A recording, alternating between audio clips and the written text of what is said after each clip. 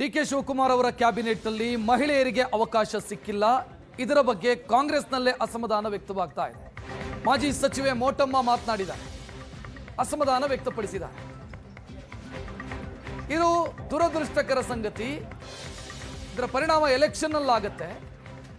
ನಯನಾ ಮೋಟಮ್ಮ ಅವರಿಗೆ ಸಚಿವ ಸ್ಥಾನ ಕೊಟ್ಟಿದ್ರೆ ಏನ್ ತಪ್ಪು ಅಂತಂದ್ರೆ ಪುತ್ರಿಯ ಪರವಾಗಿ ಬ್ಯಾಟಿಂಗ್ ಮಾಡಿದ್ದಾರೆ. ಮೊದಲ ಬಾರಿ ಶಾಸಕರಿಗೆ ಕೊಟ್ಟಿದ್ದಾರೆ, ನಯನ ಕೊಟ್ಟಿದ್ರೆ ಏನ್ ತಪ್ಪಾಗ್ತಾ ಇತ್ತು? ಇದು ಮಾಜಿ ಸಚಿವೆ ಮೋಟಮ್ಮ ಅವರು ಮಾತನಾಡಿದರು.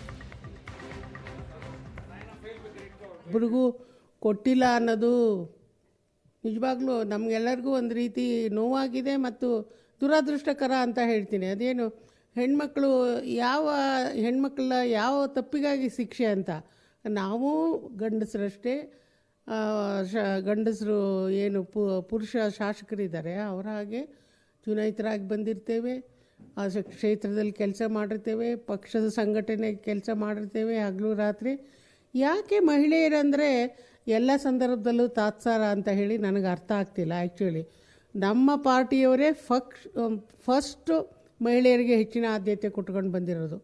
ಈಗ ಇಂದಿರಾ ಗಾಂಧಿ ಪ್ರಧಾನಿ ಆದಲ್ಲಿಗಿಂತ ಹೆಚ್ಚಾಗಿ ಅಲ್ಲಿಂದ ಶುರುವಾಗಿದೆ ಮಹಿಳೆಯರ ಪ್ರಾತಿನಿಧ್ಯ. ನಿಮಗೆ ಗೊತ್ತಿರೋ ಹಾಗೆ ಪ್ರತಿಭಾ ಪಾಟೀಲ್ರು ನಮ್ಮ ಪ್ರೆಸಿಡೆಂಟ್ ಆಫ್ ಇಂಡಿಯಾ ಆದರು, ಮತ್ತು ಸ್ಪೀಕರ್ ಮೀರಾ ಕುಮಾರ್ ಸ್ಪೀಕರ್ ಆದರು. ಈ ಥರ ಮಹಿಳೆಯರಿಗೆ ಹೆಚ್ಚಿನ ಪ್ರಾತಿನಿಧ್ಯ ಕೊಟ್ಕೊಂಡು ಬಂದಿರಬೇಕಾದ್ರೆ ಇವತ್ತು ಯಾಕೆ ಹೀಗಾಗಿದೆ ಅಂತ ಹೇಳಿ ನಾವು ಯೋಚನೆ ಮಾಡಬೇಕಾಗತ್ತೆ ಮತ್ತು ವ್ಯಸನನೂ ಪಟ್ಕೊಳ್ಬೇಕಾಗಿದೆ. ಕಾರಣ ನನಗೆ ಅರ್ಥ ಆಗುತ್ತಿಲ್ಲ. ನಮ್ಮ ಮೆನ್ ಸೊಸೈಟಿ ಕೂಡ ಅರ್ಥ ಮಾಡಬೇಕು, ನಮ್ಮ ಪಕ್ಷದ ನಾಯಕರುಗಳು ಅರ್ಥ ಮಾಡ್ಕೊಳ್ಬೇಕು. ನಮ್ಮನ್ನು ಇವಾಗ ಮಹಿಳಾ ಬಿಲ್ ಪಾಸಾಗಿದೆ, ಅದಕ್ಕೆ ಕಾರ್ಯಸೂಚನೆಗಳು ಮಾತ್ರ ಈಗ ಹೊರಡಿಸ್ಬೇಕಾಗಿದೆ. ಅದನ್ನು ಅಲ್ಲಿ ಕಲಸ ಮೇಲೆ ಒಗರು ಮಾಡಿದೆ. ಇನ್ನು ಶಾಸಕಿ ನಯನಾ ಮೋಟಮ್ಮ ಕೂಡ ಬೇಸರ ವ್ಯಕ್ತಪಡಿಸಿದ್ದಾರೆ. ಮೂಡಿಗೆರೆ ಶಾಸಕಿ, ಪಕ್ಷ ಆತ್ಮಾವಲೋಕನ ಮಾಡಿಕೊಳ್ಳಬೇಕಾದಂಥ ಸಮಯ ಇದು. ಶೈಕ್ಷಣಿಕವಾಗಿ ಅರ್ಹ ಮತ್ತು ಜಿಲ್ಲಾ ಪ್ರಾತಿನಿಧ್ಯ ಕೂಡ ಸಿಗಬೇಕಿತ್ತು, ಅಂದ್ರೆ ಈಗ ಸಿಕ್ಕಿಲ್ಲ ಅಂತ. ಮೊದಲ ಬಾರಿ ಗೆದ್ದವರಿಗೆ ಪ್ರಾತಿನಿಧ್ಯ ಕೊಡ್ತಾರೆ ಅಂತ ಭಾವಿಸಲಾಗಿತ್ತು, ಕೊಟ್ಟಿಲ್ಲ. ಮಹಿಳಾ ಪ್ರಾಧಾನ್ಯತೆ ಕೊಟ್ಟಿರುವಂಥ ವಿಚಾರ ಇದೀಗ ತೀವ್ರ ಚರ್ಚೆಗೆ ಗ್ರಾಸವಾಗಿರುವಂಥದ್ದು. ಸದ್ಯಕ್ಕೆ ಈ ಕುರಿತು ಮಾತನಾಡೋದಕ್ಕೆ ನಮ್ಮ ಜೊತೆಗೆ ನಯನಾ ಮೋಟಮ್ಮ ಅವರು ಇದ್ದಾರೆ, ಅವರನ್ನು ಮಾತಾಡಿಸ್ತಾ ಹೋಗ್ತೇನೆ. ಮೇಡಮ್, ಈಗ ಈ ಸಚಿವ ಸಂಪುಟದಲ್ಲಿ ಮಹಿಳಾ ಪ್ರಾಧಾನ್ಯತೆ ಕೊಟ್ಟಿಲ್ಲ ಅನ್ನುವಂಥದ್ದು ಸಾಕಷ್ಟು ಚರ್ಚೆಗೆ ಗ್ರಾಸವಾಗಿದೆ. ತಮ್ಮ ಫಸ್ಟ್ ರಿಯಾಕ್ಷನ್ ಏನಿದೆ ಸಂಬಂಧ? ಅದು ಖಂಡಿತ ಅಂದರೆ ಬೇಸರ ತಂದಿದೆ.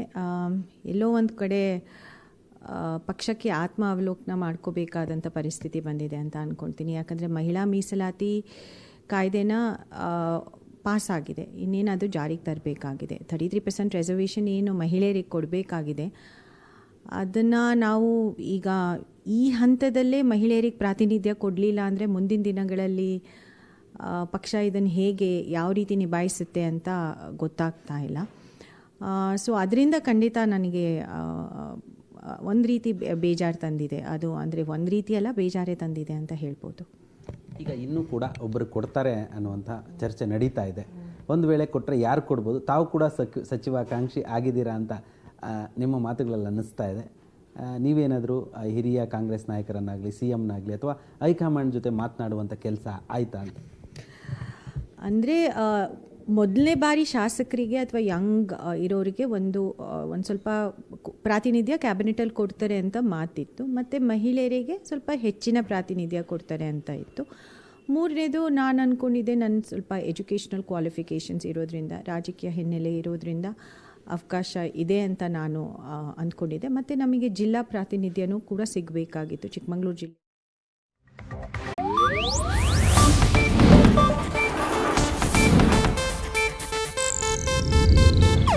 ಇದು ಏಷ್ಯಾನೆಟ್ ನ್ಯೂಸ್ ನೆಟ್ವರ್ಕ್ ಪ್ರಸ್ತುತಿ.